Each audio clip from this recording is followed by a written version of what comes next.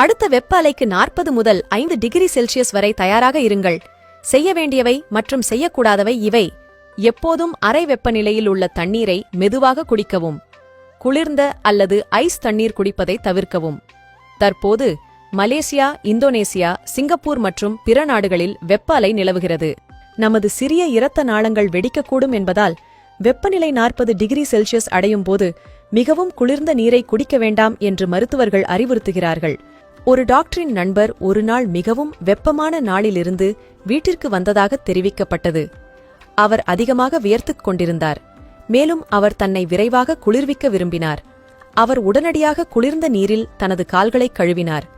திடீரென்று அவர் சரிந்து விழுந்தார். மருத்துவமனைக்கு கொண்டு செல்லப்பட்டார். வெளியில் வெப்பம் 38 டிகிரி செல்சியஸ் அடையும் போது வீட்டிற்கு வந்ததும் குளிர்ந்த நீரை குடிக்காதீர்கள்.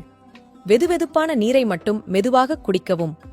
உங்கள் கைகள் அல்லது கால்கள் கடுமையான வெயிலில் வெளிப்பட்டால் உடனடியாக கழுவ வேண்டாம். கழுவுவதற்கு அல்லது குளிப்பதற்கு முன் குறைந்தது அரை மணி நேரம் காத்திருக்கவும்.